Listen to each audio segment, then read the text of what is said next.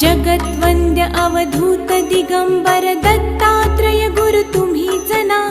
अनन्य भावे शरणागत मी भव भयवारण तुम्हीच ना। कार्तवीर्य यदु परशुराम हि प्रबोधिले गुरु तुम्हीच ना।